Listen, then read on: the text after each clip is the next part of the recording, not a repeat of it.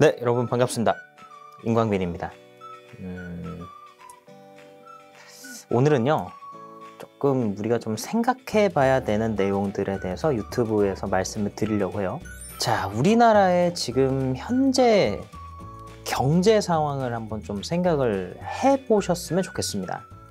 요즘에 경제가 녹록치 않잖아요. 우리나라의 지금의 현재 상황을 이해하기 위해서는 과거에 우리나라가 고도 성장기를 겪어왔었던 그 상황에 대해서 잠시 말씀을 드려야 될 것 같아요. 오늘은 이게 25년도 투자에 힌트가 되지 않을까라는 말씀을 좀 드리겠습니다.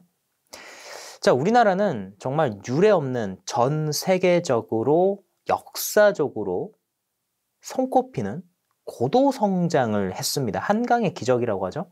박정희 대통령과 그 이후에 1970년대 또 80년대 정말 엄청난 성장을 이루게 되죠.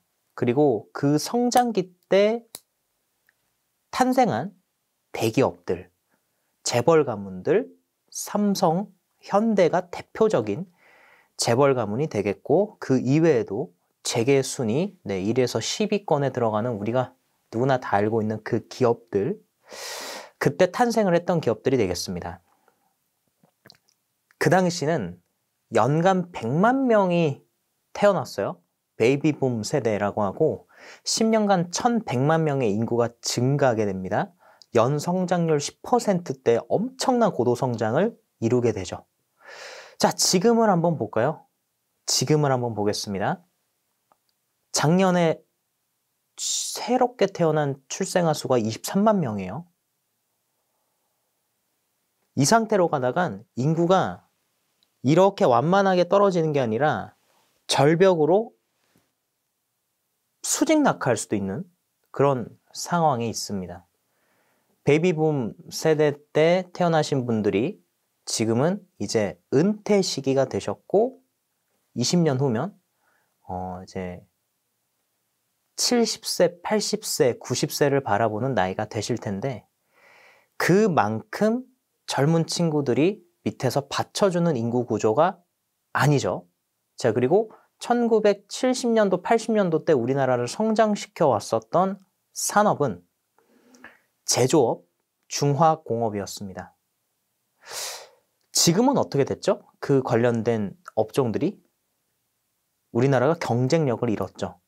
높은 인건비와 그리고 기술 수준이 우리나라가 높긴 하지만 중국이라고 하는 나라에서 다 따라잡았습니다. 우리보다 인건비도 싸고요. 품질은 조금 떨어질 수 있는데 가성비로 표현할 수 있겠네요. 경쟁이 되질 않아요. 요즘에 우리나라의 이 삶이 참 많이 빡빡해졌습니다.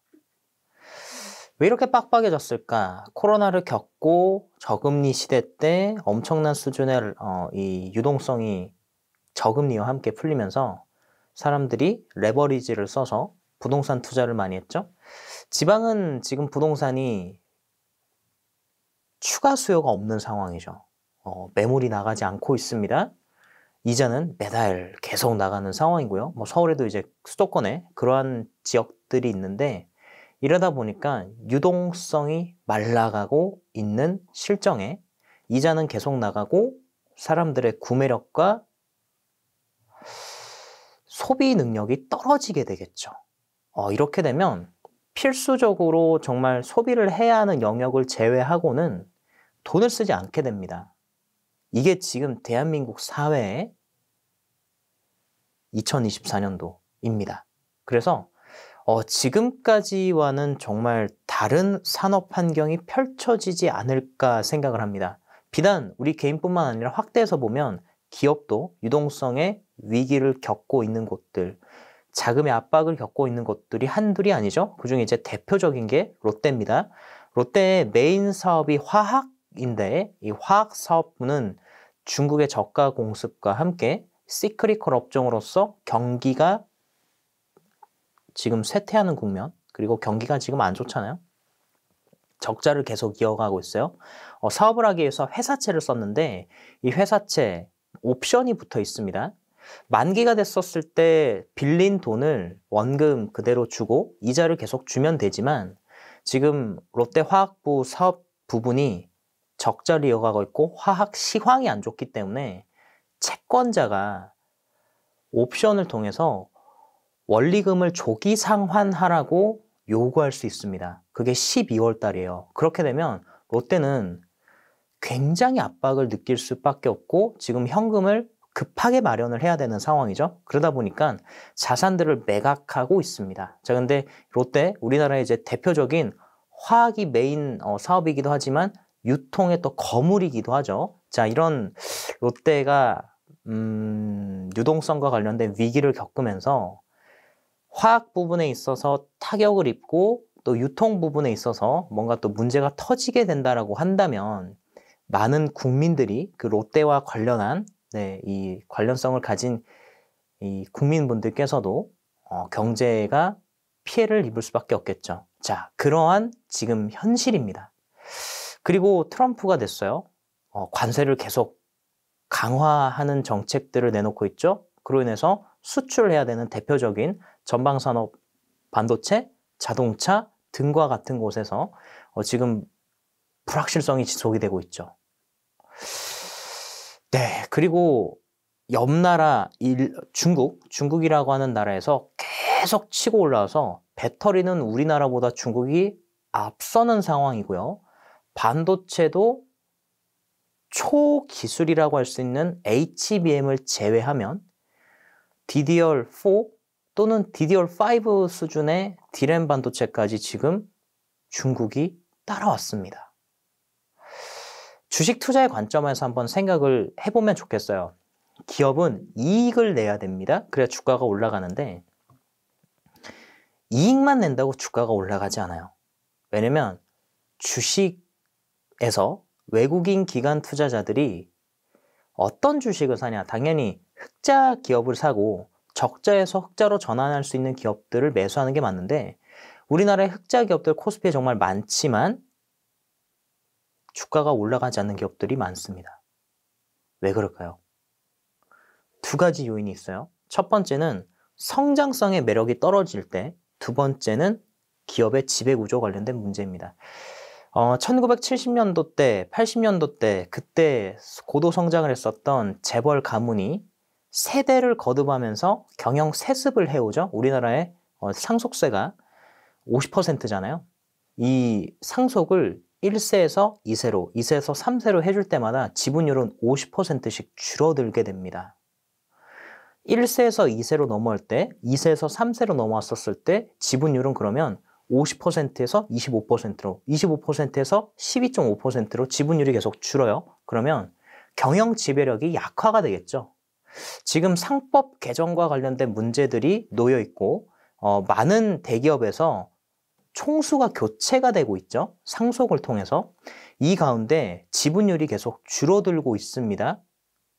이 상황도 지금 코스피의 대기업들이 놓인 현실입니다. 이렇게 되면 지분율이 줄어들었을 때 고려 아연과 같은 사태들이 또 펼쳐질 수 있겠죠. 그래서 25년도는 지배구조 개편, 상법 개정과 관련해서 많은 경영권 분쟁이 일어날 수도 있겠다라는 생각을 하고 있습니다. 그래서 이런 쪽으로 우리가 좀 생각을 해보면 좋겠고요. 자, 상속의 문제가 걸려있는 기업들은 주가가 올라가기가 어렵습니다. 왜냐면 주가가 올라갔었을 때 재벌들이 내야 되는 세금 구조가 기하급수적으로 커지기 때문에 주식을 낮추려고 할 거예요. 최대한 그런 쪽의 주식들은 피하는 게 좋겠고요. 결국엔 성장을 할 수 있는 기업군들에 우리가 관심을 가져야 되는데 4차 산업혁명과 관련된 내용이 되겠습니다. 단순히 과거에 제조업과는 차원이 다른 그런 이제 내용이 되겠는데요. AI입니다. 자, 루닛 제가 지난주에 공략주로서 말씀을 드리고 주가가 큰 폭으로 상승이 나왔죠. 자, 이 종목은요. 최근에 기관 투자자들이 계속해서 매수를 해주고 있고 기관 투자자들 크게 이탈이 없습니다. 홀딩 관점 말씀드리고 이 종목이 이제 7만 원을 매물대를 소화를 하고 있어요. 8만 원, 9만 원, 10만 원대까지 보셔야 되는 기업입니다. 제가 루닛은 저녁 9시 방송과 아침에 임과 함께 때 10시 반에 계속 강조를 드리고 있으니까 디테일한 기업 내용들 듣고 싶으신 분들은 방송을 꼭 보시기 바랍니다. 그리고 오늘의 공약주는요. AI 바닥권에 올라오는 주식이 되겠습니다. 첫 번째는 이스트 소프트, 두 번째는 이스트 에이드인데요. 여러분들이 입맛대로 하시면 됩니다. 자, 이스트 소프트, 이스트 에이드 똑같아요. 이스트 소프트 말씀을 드리면 줌 아시죠? 줌. 포털의 줌이라고 하는 네이버와 카카오보다는 조금 이제 인지도가 덜한 검색 엔진인데요. 여기서 이 점유율을 획기적으로 높일 수 있을 만한 전략을 들고 나왔습니다. 12월 달에 AI를 기반으로 한 검색 엔진 서비스를 출시를 할 것입니다. 네, 지금 AI 관련된 주식들이 바닥에서 상한가를 가면서 올라가고 있는 기업들이 굉장히 많은데요. 이스트 에이드가 상한가를 가고 목요일까지 추가 시세를 냈고요. 이스트 소프트도 장중에 상한가가 터치가 나오고 다음날까지 지금 두 자릿대 상승이 나왔죠. 자, 이렇게 되면 눌리게 돼요. 이 눌림 구간을 매수를 하는 게 이 종목들의 매매 방법입니다. 자, 첫 번째 이스트 소프트는 매수를 하실 때 22,000원에서 21,000원 정도 사이에서 매수를 하시기 바랍니다. 22,000원에서 21,000원. 1차 목표가는요. 이스트 소프트 3만 원을 말씀드리겠고요. 손절 가격은 19,500원을 말씀을 드리겠습니다.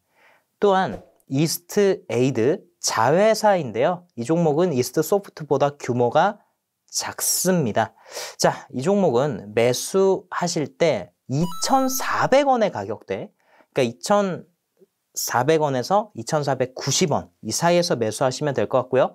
1차 목표가는 3,000원. 네, 손절 가격은 2,100원을 말씀드리도록 하겠습니다. 오늘 방송의 앞에서는 25년도를 생각해 볼 수 있는 대한민국의 어떤 경제, 네, 지금 이제 상황과 지금까지 이제 어떤 재벌 문화와 관련된 내용들을 말씀을 드리면서 결국엔 우리가 주목해야 되는 산업은 이전까지 흘렀었던 중화공업이든 또는 제조업이든 이것과는 완전히 다른 차원의 미래에 투자를 해야 된다라는 말씀과 함께 AI, 그게 답이다라는 말씀을 드리면서 이스트 소프트, 이스트 에이드, 네, 오늘 공약주로 말씀을 드렸습니다. 정말 경제도 녹록지 않고 주시장도 녹록지 않고 또 눈도 굉장히 많이 내렸는데요. 여러분들 건강관리 잘하시고 계좌관리도 잘하셔서 풍성한 12월 달이 되시기를 저도 더 많이 노력하도록 하겠습니다. 저는 임광빈이었습니다. 최강 50인 MTNW 어드바이저.